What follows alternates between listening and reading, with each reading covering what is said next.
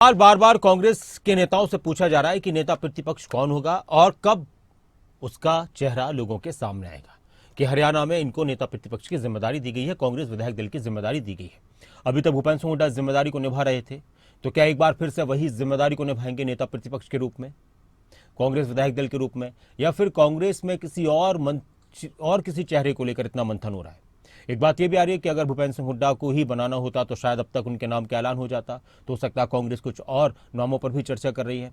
सारे विधायक ये कह चुके हैं कि हमने अपनी बात जो पर्यवेक्षक आए थे उनको कह दी है कि पार्टी की तरफ से जिसको भी बनाया जाए, हाईकमान जिसके भी हक में फैसला करे हम उसको कबूल करेंगे। तो क्या कांग्रेस में इतनी आसानी से सब इस बात को कबूल कर लेंगे कि कांग्रेस के हाईकमांड की तरफ से कोई भी फैसला लिया जाए और उसको सम्मान लेंगे? कांग्रेस में अभी अंदरूनी घमासान काफी मचा हुआ, चुनाव के दौरान भी देखा गया, और उसका एक बड़ा नुकसान कांग्रेस को उठाना पड़ा है चुनाव के अंदर। और इस बात को बहुत से कांग्रेस के नेता मानते भी हैं। राजनीतिक विश्लेषक भी कहते हैं कि कांग्रेस की आपसी कलह, आपसी गुटबाजी, कुमारी सैलजा, भूपेंद्र सिंह हुड्डा गुटों की आपसी बातें भी कांग्रेस के लिए नुकसानदायक साबित हुई हैं।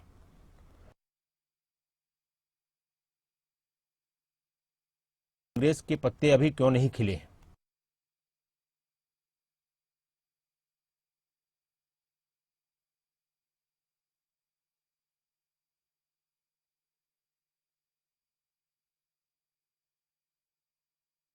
विधायकों की तरफ से जो बात कह दी गई थी कि हमने अपनी बात रख दी है, अपना फैसला हमने बता दिया, अपनी पसंद हमने बता दी है कि किसको नेता प्रतिपक्ष बनाना है, विधायक दल का नेता बनाना है।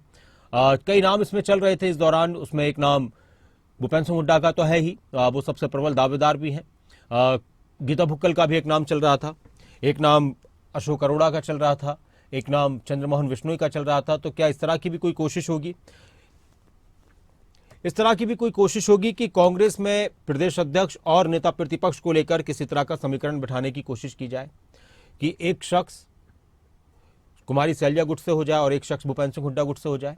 ये भी इस तरह की भी कोशिश हो सकती है। कोई पता नहीं है कांग्रेस के अंदर कि दोनों ही पद बड़े हैं, प्रदेश अध्यक्ष का और नेता प्रतिपक्ष का।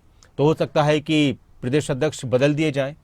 उदय भान जो खुद भी अपना चुनाव हारे होडल से और उनकी क़यादत में पार्टी चुनाव लड़ रही थी, भूपेंद्र सिंह हुड्डा, उदय भान, तो उसका भी असर उन पर पड़ सकता है। प्रदेश प्रभारी दीपक बावरिया तो पहले ही अपने इस्तीफे की पेशकश कर चुके हैं। वेद प्रकाश विद्रोही जी हमारे साथ, कांग्रेस के प्रवक्ता और नेता, जुड़ चुके हैं। नमस्कार वेद प्रकाश जी। नमस्कार जी वेद प्रकाश जी, एक सवाल बार बार लोग जानना चाह रहे हैं, पूछ रहे हैं कि अब विधानसभा की तारीखों का भी ऐलान हो चुका है, सत्र के बारे में पता चल चुका है, लेकिन कांग्रेस अपना विधायक दल का नेता क्यों नहीं चुन पा रही है? इतना मतलब आपस में घमासान हो गया कि इसमें भी देरी हो रही है अब। नौसिफ जी, विधायक दल के नेता की जरूरत 13 तारीख को पड़ेगी। अच्छा, अगर 13 तारीख तक ना चुने तब आप हमें कह सकते हैं। अच्छा, अभी आपने देखा होगा जम्मू कश्मीर का भी विधानसभा अधिवेशन शुरू हुआ था और हमारे उनके साथ ही चुनाव हुए थे, साथ ही रिजल्ट आया था।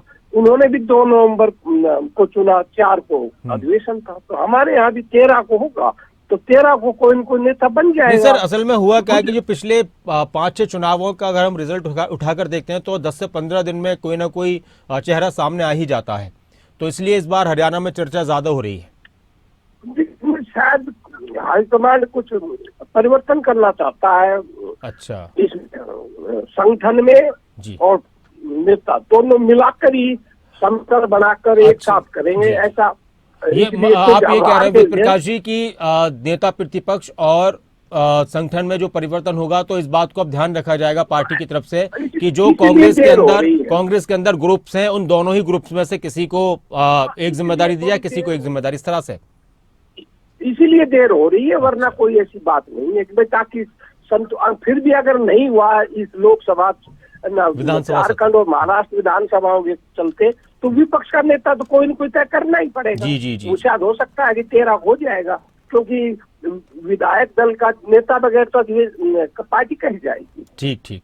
तो देर नहीं हुई है। आप ये कह सकते हो कि भाई आपकी नजरों में मतलब ये कि विचार विमर्श जो हार हुई है कांग्रेस की, उसकी वजह से, और जो कुछ रिजल्ट आए हैं या फिर जो समीक्षा की गई उसमें जो पता चला, तो उसकी वजह से बहुत ज्यादा मंथन इस बार करना पड़ रहा है, आप ये कहना चाह रहे हैं?